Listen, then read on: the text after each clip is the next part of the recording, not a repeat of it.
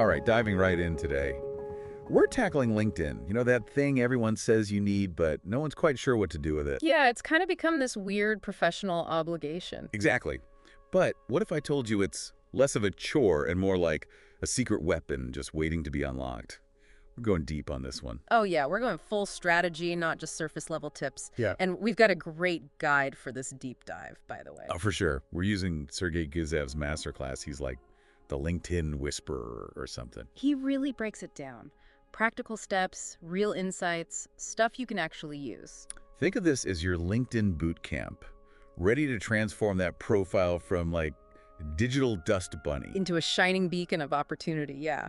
And it all starts with the why. Ugh, the dreaded why. Everyone's favorite existential question. But on LinkedIn, it's actually pretty simple.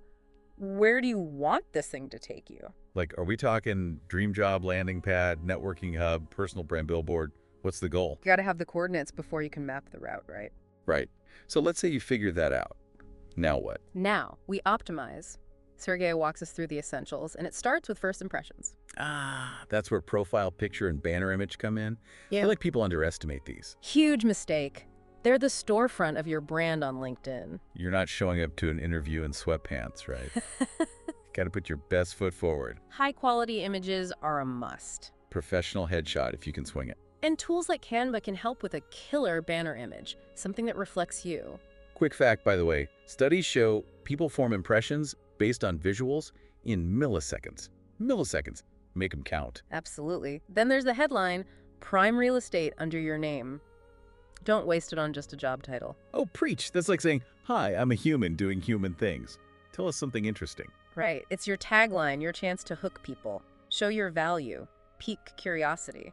So instead of marketing manager, you could say, helping startups grow through creative content strategies. Boom. Concise, tells a story, highlights skills. Way more compelling. Now, the About section, this is where people either nail it or completely phone it in. It's your elevator pitch in written form. Introduce yourself, highlight problems you solve. Achievements, examples, the whole shebang. Don't be afraid to show personality either. Right. Sergey had this great example. Someone called themselves a data whisperer. Love that. Professional, but you get a sense of the person behind the profile. Makes you want to keep reading. Now, the experience section, it's tempting to just list out every job you've ever had. But think of it as telling the story of your career, not just the bullet points. Focus on impact, challenges overcome, results. Quantify things whenever you can. Don't say manage social media. Say, grew engagement by 200%, boom, impact. And Sergey has a great tip, by the way. Attach media to this section. Presentations, case studies, articles, anything to bring your work to life. It's a great way to make your profile pop, stand out from the crowd. So what do you think so far? Starting to see the potential here. Oh, I think it's pretty clear there's more to LinkedIn than meets the eye. And we're just getting started. Okay, so we've covered the basics. Now let's dig into skills and recommendations. This is where you really get to show off, I think. It's like your credibility corner. Builds that social proof. Yeah, instead of trophies, it's like endorsements from people who know you actually walk the walk. Sergey's advice here is to focus on your top 10 skills, the ones most relevant to your goals, the ones people are actually searching for. Kind of like SEO for your profile. Exactly. Use the keywords that'll make you show up in the right searches. So graphic designer, you want logo design, branding, Adobe Creative Suite, and so on. Makes sense. And then there's recommendations. I know those can be kind of awkward to ask for. Oh, for sure. But they add so much weight to your profile. Yeah. Someone saying you're good is one thing. Having someone confirm it is another. True. And Sergey actually gives a script for asking, which helps a lot. Something like, hey name, loved working with you on project. Your insights on skill were amazing. Would you be willing to write a recommendation? Happy to return the favor, of course. Straightforward, professional, and it emphasizes that reciprocity. Now, onto the fun part, networking. This is where LinkedIn really shines, right? It's like a global Rolodex of interesting people. But it's not just about collecting connections, it's about meaningful relationships. Ones that actually open doors. Sergey actually challenges us to be more proactive here. Reach out to people you admire, even if you don't know them personally. Wait, so cold contacting people on LinkedIn? Is that like a thing? It can be. but there's a way to do it right. Okay, I'm all ears, because I've definitely gotten those spammy connection requests that just say, I'd like to add you to my network. Right, those are useless. It's about personalization. Look at their profile, find something that resonates, mention it in your request. So instead of that generic message, it's more like, hi name, I was really impressed with your article on topic, would love to connect and learn more. Shows genuine interest, not just trying to boost your numbers. And once you are connected, don't ghost them. Yeah, engage with their content, leave thoughtful comments, participate in discussions. It's relationship building, not contact collecting. Now, on to something that I think intimidates a lot of people, content creation on LinkedIn. Yeah, there's this pressure to be super polished, professional.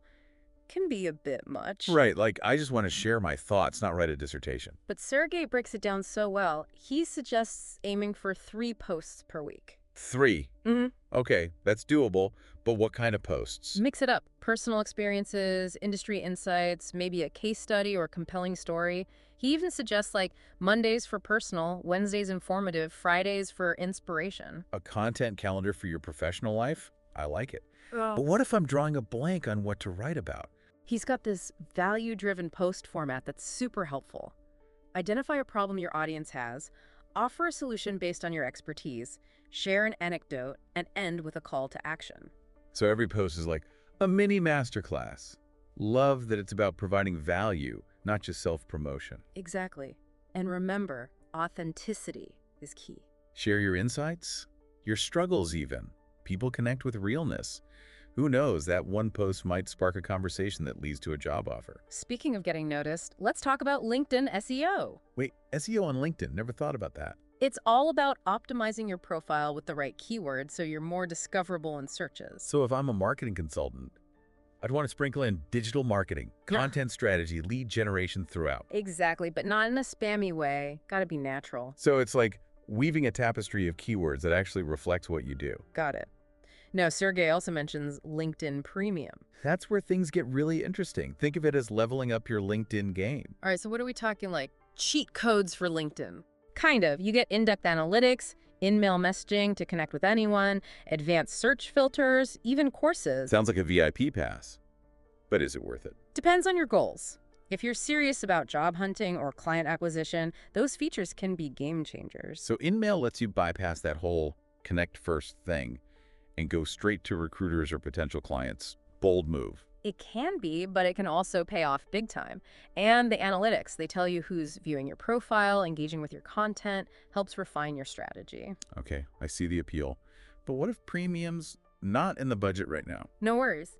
Sergey also provides a 7-day optimization plan you can follow for free. It's like a step-by-step guide to making your profile awesome. Love a good action plan. So remind me, where do we start again? Day 1 is all about the foundation, photo, headline, and that killer about section. We talked about those earlier, but it's worth revisiting and making sure they're top-notch. Polish that first impression. Got it. Then what?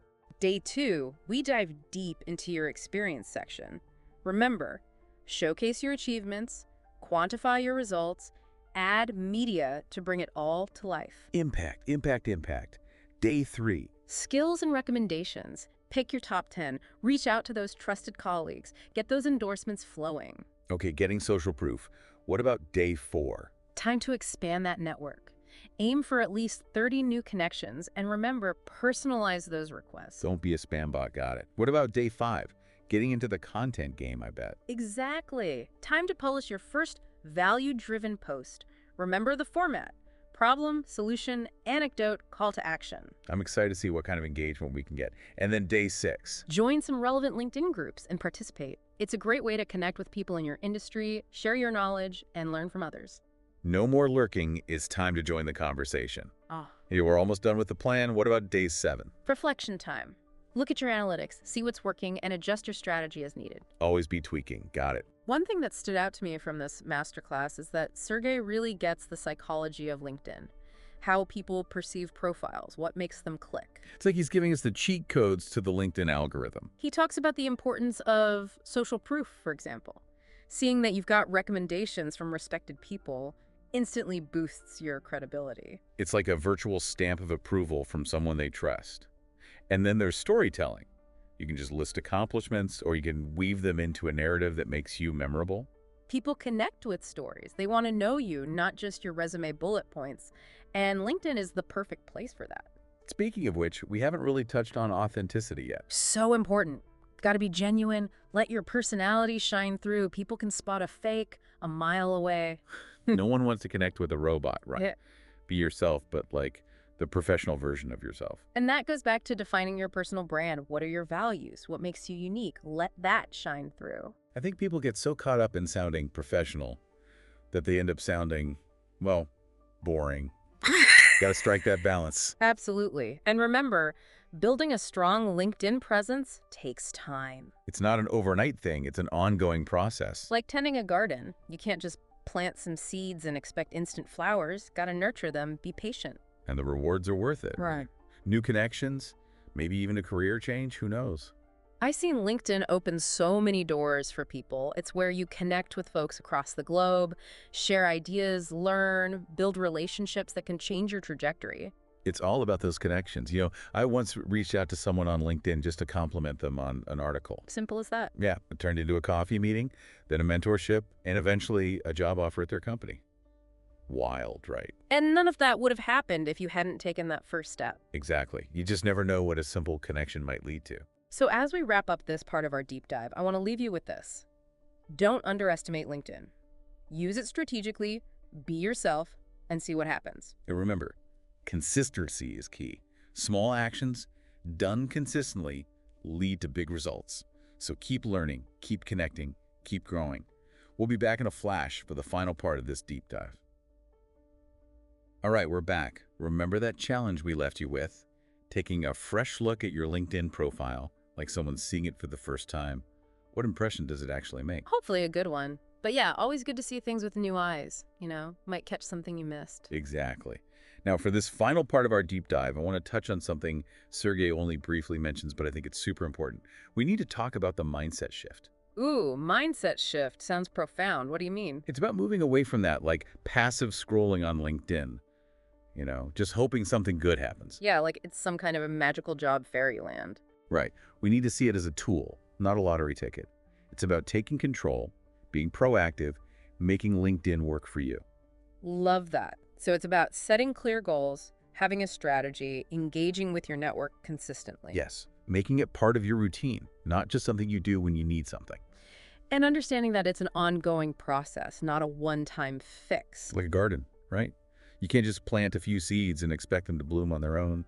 Got to tend to it, nurture it. Great analogy. And just like a garden, your LinkedIn profile can really flourish if you put in the work. And the rewards can be incredible. New connections, career opportunities, collaborations. I've seen firsthand how LinkedIn can open doors people never even knew existed. Connecting with folks across the globe, sharing ideas, learning from the best. It's all about those connections, right? Speaking of, I remember this one time I reached out to someone on LinkedIn just to say I loved an article they wrote. Simple as that. Yeah, and it led to a coffee meeting, then a mentorship, and eventually a job offer at their company. See? You just never know. Exactly. It's about being open to possibilities, knowing that even a small action can have a ripple effect. So true. As we wrap up this deep dive, I want to leave our listeners with this. Don't underestimate LinkedIn. Embrace it, use it wisely, and see where it takes you. It might surprise you. Couldn't have said it better myself. Consistency is key, remember that. Small steps done consistently lead to big results. So keep learning, keep connecting, keep growing. And that's a wrap in this LinkedIn deep dive. Thanks for joining us.